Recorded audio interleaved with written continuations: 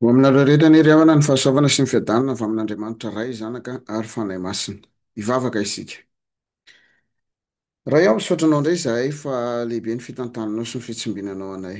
Nideranao izay Andriamanitra fa nomenao indray izao maraim-baovao izao. Hafanay indray mihaino ny teninao ilay fanilon'ny tongotra sy fahazavana ny lalanay. Ny teninao ilay aina ho an'izay mahazo azy ary fahasalamana ho an'ny nofony rehetra. Izany Andriamanitra ny tianay sy angatanay aminao ankehitriny. Mba hitenenanao aminay fa mivonona ny aino sy ampiatra izany izahay amin'ny fiainanay andavanandro amin'ny anaran'i Jesosy. Amen. Ry havana malala rehetra ao amin'ny tompo, amin'ity alakamisy fahavalo ambin'ny folo ny volana desambra taona 2025. Ato anatin'izao sakafom-panahin'io izao dia indray hibanjinantsika loha hevitra manao hoe manantenan'Andriamanitra. Dia ny salamo fa enina amby efapolo amby zato no makana ny afatra ho antsika. Salamo fa enina amby efapolo amby zato, toy izao mifakry izany amin'ny anaran'i Jesosy. Aleloia! Miderahan'i Jehovah ary fanahiko. Hideran'i Jehovah aho raha mbola miaina koa. Eny, ankalaza an'Andriamanitra aho raha mbola velona koa. Aza matoky ny lehibe na ny zanak'olombelona izay tsy mahavonjy. Miala ny fofinainy ka miverina ho amin'ny taniny izy. Ary amin'izay indrindra no ahafoana ny fikasany. Sambatra izay manana an'Andriamanitra Jakoba ho mpanampy azy sady manantena ny Jehovah Andriamaniny. Izay nanao ny lanitra sy ny tany, ny ranomasina sy izay rehetra ao anatiny, izay mitandrina fahamarinana mandrakizay, izay manome rary no an'ny ampahoriana, izay manome hanina ho an'ny noana. Jehovah mamany mpifatotra, Jehovah mampahiratra ny jamba, Jehovah mampitrahaka ny tanondrika, Jehovah tia ny marina, Jehovah miaro ny vahiny, ary manandratra ny kambody sy ny mpitondra tena, fa mamadika ny lalan-dratsy fanahy kosa. Manjaka mandrakizay Jehovah, hatramin'ny taranaka fara-mandimby Andriamanitra ao ry ziona. Aleloia. Amen. Ray masonao, mana-masinanay amin'ny fahamarinana, ny teninao no fahamarinana. Amen. Ho aminao anie ny fiadanan'ny tompo. Amen. Ny salamo fa enina amby efapolo amby zato ry havana dia tafiditra ao anatin'ny atao hoe salamo haleloia. Le hoe salamo haleloia, ny salamo fa enina amby efapolo amby zato zany ka hatrany amin'ny salamo fa dimampolo amby zato dia famaranana ny bokin'ny salamo manontolo ireo salamo haleloia ireo, ary izy ireo dia samy manomboka sy miafara amin'ny fideranan'Andriamanitra. Hatrany tsisy fitarainana intsony ao amin'io, tsisy fangatana, tsisy fanambarana resaka finoana, tsy hoe tsisy fa fanambarana resaka finoana sy fanantenanan'Andriamanitra. Zay no ao anatin'izany salamo aleloia izany.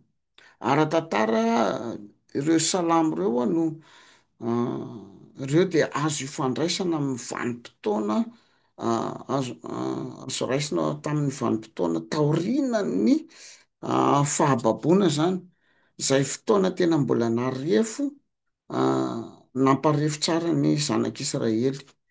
Na tamin'izany dia tsy nisy hoe mpanjaka nanjaka, tsy nisy hoe hery politika, fa tena mbola hoe tao anatin'ny famerenana indray ilay zanak'Israely fahiny. Atao anatin'izao salamo fa enina amby efapolo amby zato zao nefa ry havana dia zava-dehibe anankitelo no hojerena. Ny voalohany amin'izany dia ny fananana fiderana, mila manana fiderana hatrany isika. Ny faharoa dia izao hoe diso fitokisana ny olona, diso fitokisana ny olona mahatoky olona, diso fitokisana ny olona mahatoky olona. Fa ny fahatelo dia sambatra izay manantena any Jehovah, sambatra izay manantena any Jehovah. Ndao raisina tsirairay zany, mila manana fiderana foana isika. Zay no voalohany, any andiny voalohany sy faharoa no ahitana izany ihany koa moa ny andininy fahafolo ny salamo eto manomboka amin'ny fiantsoana ny olona mba hiderany Jehova, miderany Jehova ary fanahiko. Tena ny olona manontolo no mila miderany Jehova. Tsika malagasy raha teo dia mpiteny an'izao hoe fanahy ny olona. Dia ny fanahy zany no tena hoe ao amin'ny fanahy no ivon'ny fiderana an'Andriamanitra, ivon'ny olona anankiray izay midera an'Andriamanitra. Ry havana, feno fiderana ny fiainanao, feno fiderana ny fiainanao. Ny tena tsara indrindra vao mifoha ianao de midera an'Andriamanitra. Alohan'ny hatory ianao, midera an'Andriamanitra. Vao misy zavatra anankiray mitranga de efa derao Andriamanitra. Amin'ny fiainanao rehetra de mazotoa midera an'Andriamanitra. Efa nolazaiko antsika ihany ry havana fa ao anatina vavaka anankiray ny fideranan'Andriamanitra raha ohatra ka hoe raika hatramin'ny folo ny angezan'ny vavakanao, ny fideranan'Andriamanitra tokony hoe fito. Tonga any amin'ny raika hatramin'ny fito zany ny fideranan'Andriamanitra fa le telo ambiny eo no zavatra hafa. Zay no ilazana fa feno fideranan'Andriamanitra ny fanahinao, ny sainao, ny herinao, ny vavanao, ny fonao. Zay momba anao rehetra rehetra e. Ny faharoa de araka le nitenena teo, diso fitokisana ny olona izay mitoky amin'ny olona. Ny andininy fahatelo sy ny fahaefatra no ahitantsika an'izany. Diso fitokisana ny olona izay mitoky amin'ny olona. Andininy fahatelo sy ny fahaefatra hoy aho, aza matoky ny lehibe na ny zanak'olombelona izay tsy mahavonjy. Aza matoky olona. Ary ny soratra masina ihany koa de miteny an'izao, voaozina izay matoky olona. Fa maninona moa no hoe tsy matoky olona, fa inona no antony? Olona ihany anie ny ifampiresahany. Ny antony de zao ry havana, ny olona dia mora levina, mora simba, mora maty. Tsy ny sinoa ihany zany no mora simba, tsy ny zavatra vita sinoa no mora simba, fa isika olombelona. Tsika olombelona dia mora simba, mora lo. Ka leo mitoky amin'izay tsy mora simba, tsy mora levina dia Andriamanitra irery ihany izany. Alao mitoky amin'Andriamanitra toy izay mitoky amin'ny olona. Raha ianao zany manana fitokisana olona, ataovy ambony lavitra an'izay, mifamadika amin'le niteneniko teo le hoe fiderana, le hoe miderin'Andriamanitra 1 jusqu'à 7, fa hafa ny ankoatran'izay. Le fitokisana olona zany de 1 jusqu'à 3, fa ny fitokisana an'Andriamanitra kosa zay rehetra rehetra zay. Feno ifahatokisana an'Andriamanitra ny fiainanao. Fa ny fahatelo de zao, sambatra izay manantenan'i Jehova. Manomboka amin'ny andininy fahadimy ka hatrany amin'ny andininy fahafolo no ahitana an'izay sambatra izay manantenan'i Jehova.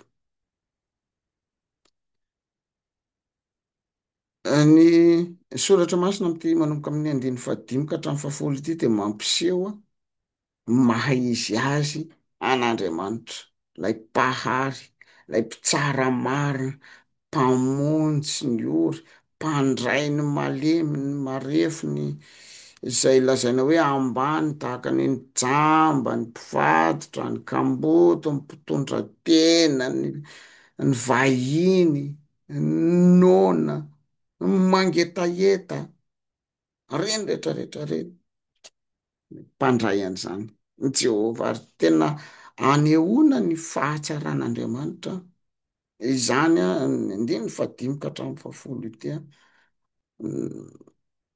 Tsika raha mahita mpangataka sahirana be tsika, tsy hanome vola anazy tsika, tsy hanao inona anazy tsika, fa andalovantsika fotsiny. fa eto tena hoe na mampiseho ny maizy azy an'andriamanitra neto ary zay maizy azy an'andriamanitra zay mihitsy no ananany olona fahasambarana am'izay manantena azy. Ry havana malala rehetra ao ny tompo sambatra ny olona izay manantena an'andriamanitra velona miasa marina.